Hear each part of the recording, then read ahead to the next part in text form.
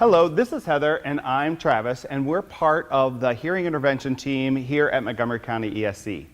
And we are here to talk to you today about what you need to do when a student walks into your room the first day and they have a hearing loss. Where do you start, what questions do you ask, and what we can do to help you get started. So the first thing you kind of need to know is the fact that equipment, things like that, hearing aids, cochlear implants, all of those things, they don't replace your ears. So it's not perfect, and so it is harder for them to hear sometimes. And a lot of times they're able to detect sound better than they're able to comprehend. So if you're across the room and say their name and they're going to look up at you, that's so much easier than if you're explaining something about volcanoes and you're using vocabulary they've never heard before and you talk for 10 minutes. That's a lot harder to comprehend. And so we're trying to make this as easy as possible so you don't really have to do much different and they're able to keep up with you. So the first thing you have to think about is kind of extras like noise, visuals, those kind of things. Students need to be able to see your face and see your mouth as much as possible. So we want to avoid doing things like standing in front of a bright window, turning off all the lights, or the worst is turning your back and talking while you write on the board. You've turned away, they've lost all of this. If they can't see your face, there's a good chance they can't comprehend everything you're saying. And so really they need a lot of that. If it's not possible to do that, then just kind of make sure that you're in front. So if your face is blocked, just kind of be in front as much as possible. Auditory noise is something else to think about. We're kind of on the opposite end here. Is we talk visual, show them as much as possible. Auditory, kind of try to avoid what you can. Think about open doors, open windows. Where's the pencil sharpener? Are they sitting close to another small group that's working? All of those things make it really hard because your hearing aids or cochlears or whatever, they're going to pick up what's closest. So if you're across the room and Johnny's sitting beside them tapping, they're going to really hear that tapping and you're going to kind of fade out a little bit. To help with that, we do provide or work with students to have some equipment maybe.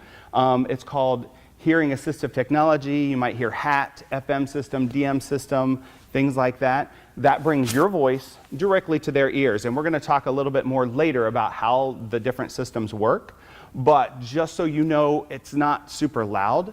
It's not going to like blow their eardrums if you're loud. It just brings you close to them. And they need that because no matter how loud you talk, volume isn't affecting all of your sounds. It really affects vowels and just a few of the consonants. So yes, you're easily able to be detected if you're a loud talker, but it doesn't really help with comprehension. So you just kind of want to think about those kind of things and use that as much as possible and try to be as positive as possible with all of that because this is hard on the student. And along that same line, just that whole attitude with it. When the student brings it to you, take it with a smile. If the student raises their hand and says, "Oh, you're still muted," you know, that kind of eye roll that you're frustrated with yourself, make sure that you kind of avoid that as much as possible so they don't think that you're mad at them for letting you know something's not quite right. And then from that point, to help them keep up is think about change signals. When it's time for you to start, instead of saying, "Open your math book to page 14, by the time they look up, look at your mouth, they've missed the direction. But if you say, "Okay, it's time for math," now they're looking up, open your math book to page 15. So those kind of change signals when it's time to start something, change topics, or something like that. The biggest thing to remember with our students is that their language levels are varying because of the incidental learning and lack of hearing their peers around them. So there are huge gaps in their language. So some kids might really be great with social language, but wow, that academic language just isn't there. So we want to really keep in mind that when we're presenting new Tier 2, Tier 3 vocabulary, these kids are not learning it at the same rate as the other kids in there. So we want to make sure that we're priming that pump. We want to pre-teach as many of those Tier 2 and Tier 3 vocabulary words to them. We want to make sure that we're going over that, we're reteaching. Our kiddos are not going to get that on the first try. So we want to just keep talking about it over and over and over, making sure that we have hands-on activities because hands-on and multi-sensory activities are going to tap into a different center in the brain, and it's really just going to help make everything concrete. We don't want to just end on, did you understand that? Because you're going to get that nod, like, yeah, I got that. Because we want to make sure we're answering or asking open-ended questions to make sure that the kids are really fully grasping what you're trying to get to them. We know that you have a lot of information that you need to pass right away, but it's important that we're recycling that and we're going over and over and we're continually asking open-ended questions to make sure your message is getting into that brain the way that you need it to be. Peer discussions, you have to think that anything that's happening behind me isn't happening because I need those visual cues like Travis spoke about. So I need to know, what are my peers saying? So you're going to use your assistive technology, you're going to use your extra people in the room to help you, your interpreters, whoever else is in the room to help you get that message. You want to repeat what the peers are saying behind you because we know that students learn and we learn from other people. So all of that is important information. Again, make things hands-on. The more multisensory, the more we can get into it. Everybody knows the science experiment is way more fun than listening to the science lecture. Make sure we're getting that full body movement in there and really just emphasizing that multisensory. So when you are lecturing, it's going to happen, especially as you guys get older, the kids get older and older, lectures are going to happen. Our kids cannot take in things visually and look down at the same time. We need to utilize note takers, guided notes. Just provide the kids with a copy of your class notes at the end to make sure that they have the opportunity to take in everything visually and get that message, but we want to make sure that they have a resource to carry that back. So provide those notes to them. When you're showing media, today is the day of media. We want to make sure we're showing lots of different things.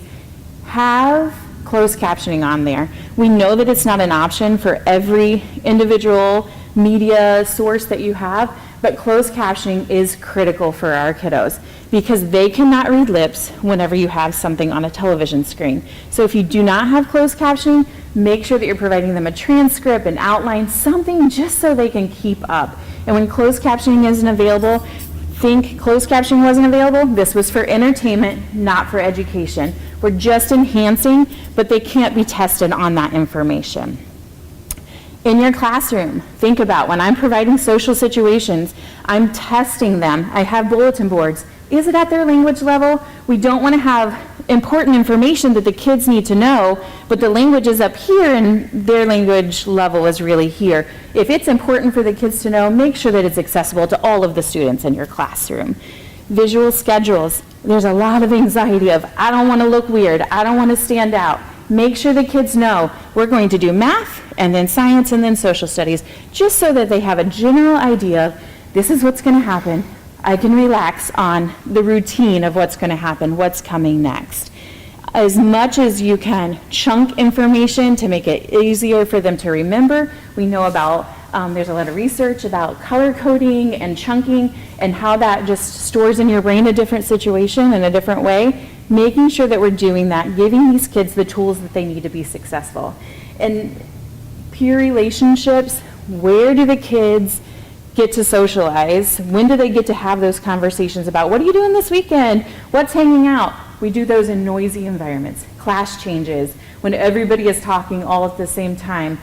That's hard. So you might see our kids kind of just sitting in the group, not really being an active member of that peer social interaction, because those are hard listening situations. Or if they are not using any amplification and they're using an interpreter, that's going to make it even harder, right? Because now my interpreter is listening to all of what you guys are saying, and now this adult knows what's going on. That's not cool. So we want to make sure that we're just keeping all of those things in mind.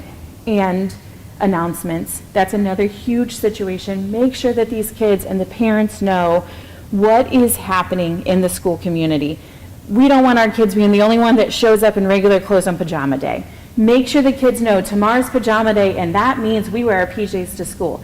We want to make sure that we're telling them they have the same opportunities to try out for teams. They have awareness of what is happening in the classroom and in the school community, so they feel like they are part of the community. With all that being said, we have just told you a ton of things that they have to keep in mind. Fatigue.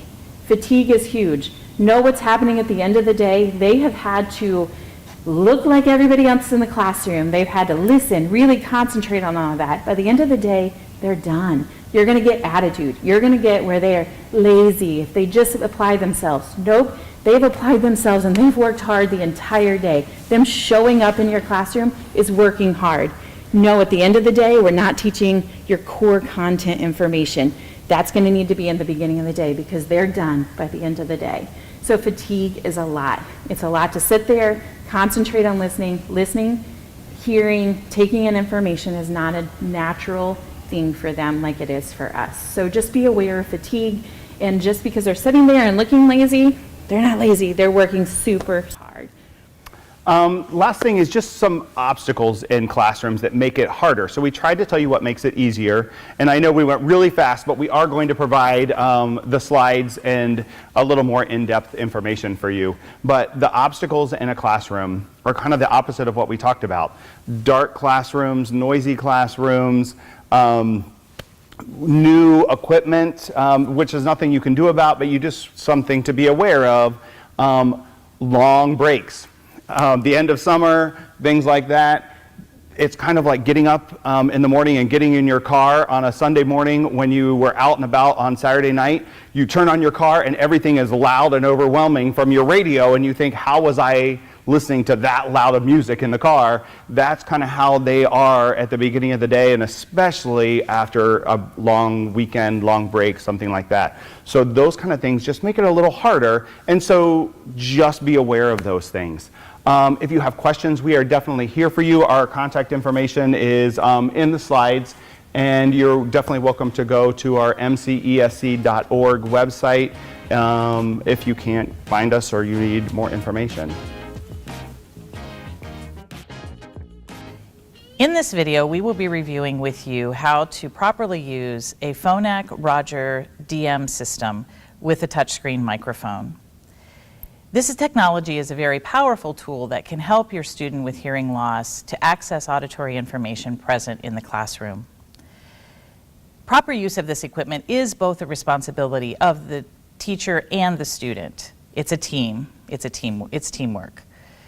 In preparation for use of this technology, you will need to determine where in the building it will be stored when it's not in use and how the student can access it, and also identify 2 staff members who will be responsible for monitoring use of the system. When considering where it will be stored, you're going to want to have it in a secure place, and this can be dependent upon the class schedule, where the student enters the building each morning, and also be aware of how the student feels about possibly needing a private room to put their equipment on and take it off each day. That's very important that we engage the student in that decision-making process.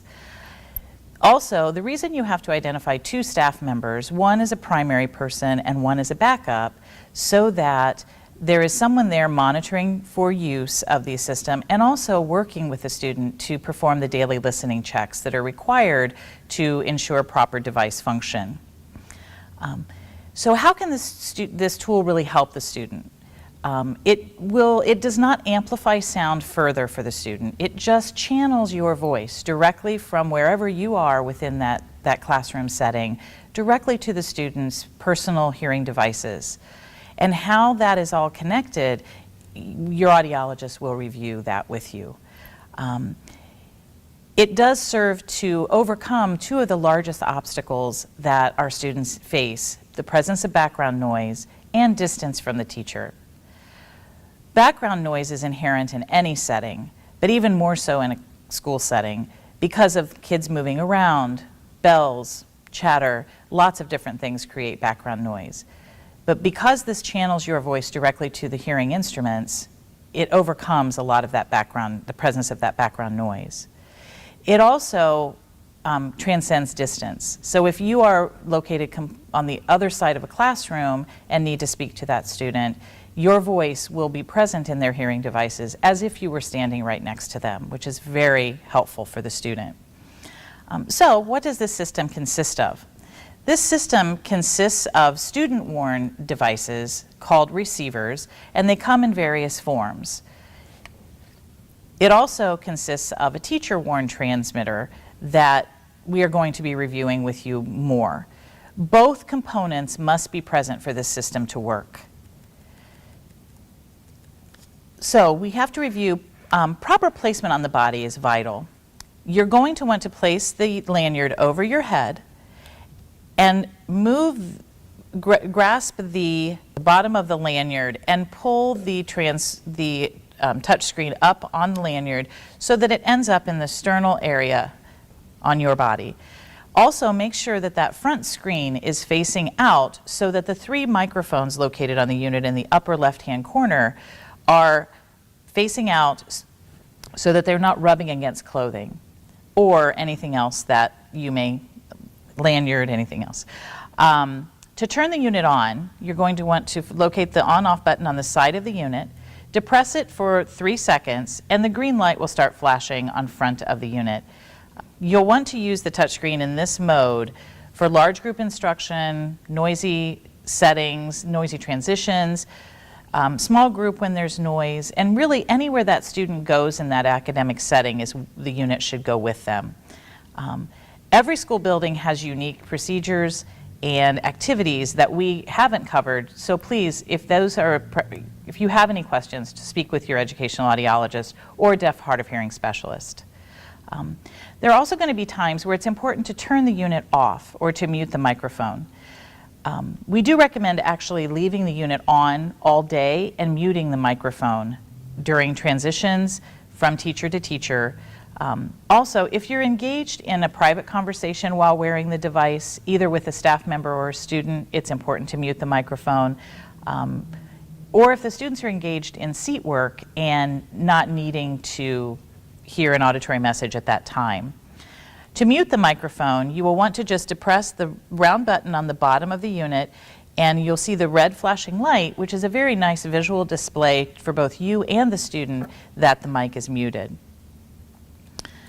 Other uses of the device will often come up in your classroom. With today's presence of technology in the classroom, students are frequently working on computers or iPads for activities. To connect the unit directly to the computer or iPad, locate the audio cord that you were provided with your system, and one end will plug into the computer and the other will plug into the bottom of the touchscreen transmitter. When it is plugged into the touchscreen transmitter, a menu will briefly pop up on the screen. It's vitally important that the check mark be next to the input icon on the unit for it to receive the signal from the audio device and send it to the student. Another alternative way of using the device is during small group activities where the student may be working with a group of a few other students around a table. You will want to remove the unit, give it to the student so that they can place it on the table. At that point, the microphone automatically switches to an omnidirectional mode and will pick up the voices of the students located within approximately a 3-foot radius around the unit. To want to turn the unit off and charge it. To turn the unit off, you're going to want to go back to that on-off button on the side of the unit, depress it, and again, a menu will pop up where you want to press yes to power down the unit. At that point, you can now plug the unit in for charging for the night. So Whitney, what are some of the frequently asked questions that you receive from teachers? What if I raise my voice really loud? Oh, great question. Remember what I said about the unit not further amplifying sounds. It only channels your voice directly to the student. It does not amplify. So if you are wearing it and raise your voice, it does not harm the student because the output of the student's hearing devices is limited to a safe and comfortable level for their hearing loss. Do I have to put it over my head? Yes.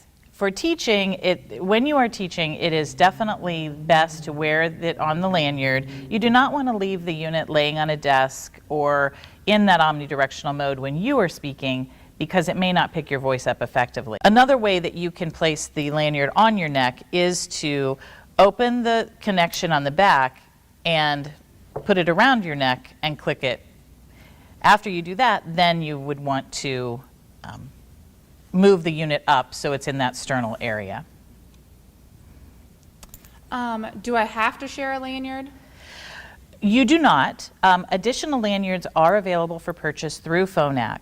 You will receive a few lanyards with your device, but it may not be enough for each teacher to have a personal system or a personal lanyard. If that's something you desire, just speak to your audiologist who can get information to your district for ordering of that equipment. What if I forget to charge it? No problem. The unit really, if you come in the morning before the students get there and realize that you didn't charge it, if you were to plug it in, it receives an 80% charge in about an hour, which would get you through probably a school day. This video is going to go over disinfecting your students' hearing assistive technology for the classroom. We would like to recommend that you follow up with the CDC guidelines about disinfecting and approved sanitation, as that is fluidly changing. We recommend some sort of disinfecting or sanitizing as this device is passed off between teachers and students, just as a safety measure for everyone during these times. The items that you will need are 70% isopropyl alcohol, a spray bottle for the liquid if that's the route you're choosing, hand sanitizer. You can also do a 70% isopropyl alcohol prep pad, or and also have disposable towels for sanitation with the liquid. And then obviously your student technology. First, what you would do is unplug any cables from the system, and just some important tips to note. You want to stay away from any ports and microphones while cleaning, just so that the system is not ruined by any liquid intrusion or anything like that.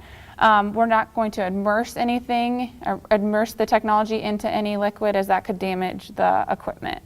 Also, when wiping down the technology, you want to let it dry after it's wet, just so the disinfecting properties can take place. And so the first thing you're going to do is hand sanitizer. Wash your hands. And then you're going to want to mute the microphone of the system, just so the student is not hearing everything going on while you're cleaning the system. And you'll see that red flashing light to indicate that it's muted. Whether you pick the liquid or the prep pad, it's going to be different, but the prep pad, you're simply going to rip it open and wipe it down. The isopropyl alcohol liquid, you're going to spray. Make sure that it's not saturated too much. We don't want it to get into any of the ports, just slightly wet. And then wipe off the system itself. You want to make sure you get all around, anywhere that you're touching, to make sure that it's cleaned and sanitized. Don't forget that you also should be cleaning off the lanyard. So after you wipe off the face of the technology, you can go up into the lanyard to make sure you're disinfecting that as well.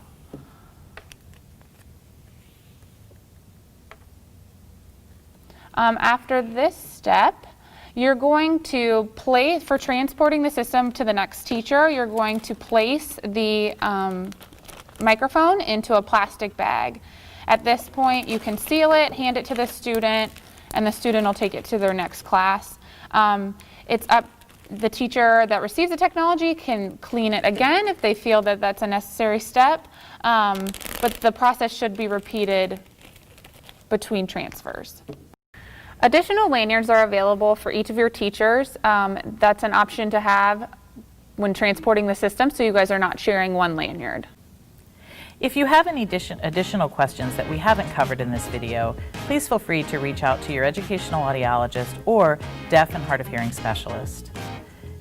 Resources can also be found on our website at mcesc.org. Thank you.